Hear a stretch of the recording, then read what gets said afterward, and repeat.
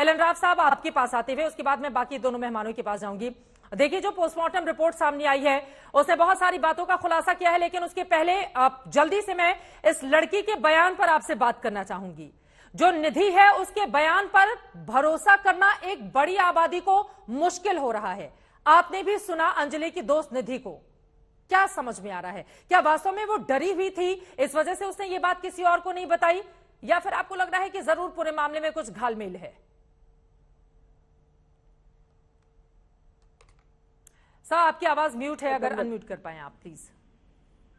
अंजलि जी, मैं कल से ही इस लड़की के बयान पे मुझे लग नहीं रहा कि उसका बयान ठीक है।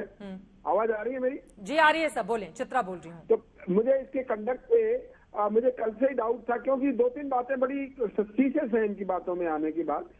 मोस्ट इम्पोर्टेंट, कोई भी कॉमन सेंस दोस्त है, उसकी दोस्त एक्सीडेंट में जख्मी हो गई है या गाड़ी के नीचे आ गई है, तो उसका वहां से भागना, और वहां भागकर कितने कैसे गई, क्या साधन से गई, क्योंकि स्कूटी तो वहीं गिर गई, वो कैसे गई ये मिसिंग है इसमें। उसके बाद तुरंत फोन नहीं करना, पुलिस को फोन नहीं करना, या उसके पेरेंट्स को, उसको जानती है ना, वो तो उसको दोस्त बता रही है तो उसके पेरेंट्स को भी जानती होगी, उनको नहीं बताना, और 2 दिन तक चुप रहना।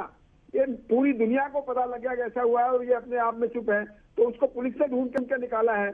और उसके बाद ये बातें बताना कि उसने तो दारू पी रखी थी, जो कि पोस्टमार्टम रिपोर्ट में उसकी बात नेगेटिव हो रही है। तो ये सब चीजें मिलाकर देखने में मुझे लगता है कि अभी भी ये निधि ठीक बयान नहीं दे रही अपना, और उसके बयान पे पूरा भरोसा करना इस केस को थोड़ा सा डैमेज भी करेगा, अगर इसकी पूरी बातों को मान लिया जाए। क्योंकि उसने तो ये कह दिया है कि वो उसी की गलती से एक्सीडेंट हुआ है, तो इसका मतलब वो उसी पे असैसिनेशन कर रही है। तो मैं नहीं समझता हूँ निधि अभी तक कोई सच्ची बात कह रही है। तो मैं सच में कैसे सामने आएगा?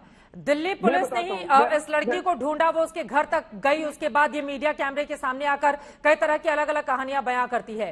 पहले इसकी ओर से कहा गया शराब पिया गया है, उस होटल में भी दोनों लड़कियों में झगड़ा होता है, सड़क पर भी आकर रात के 1:30 बजे दोनों काफी देर तक लड़ती हैं, धक्का मुक्की तक होती है, और ये कहती है स्कूटी चलाने को लेकर हमारे बीच ये झगड़ा हुआ।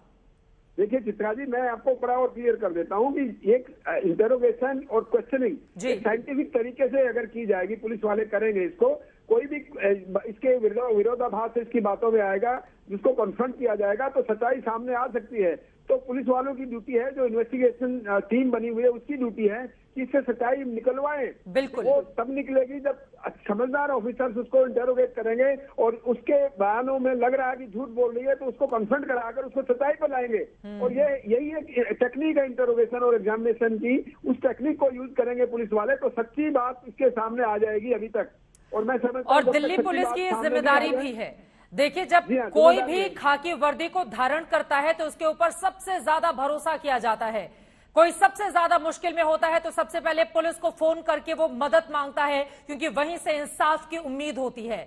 लेकिन जहां से इंसाफ की उम्मीद हो, अगर वहीं से बहुत सारे सवाल निकलकर सामने आएंगे तो दिल्ली पुलिस को भी गंभीरता से खुद के बारे में सोचना होगा कि ऐसी स्थिति राजधानी में क्यों पैदा हो गई।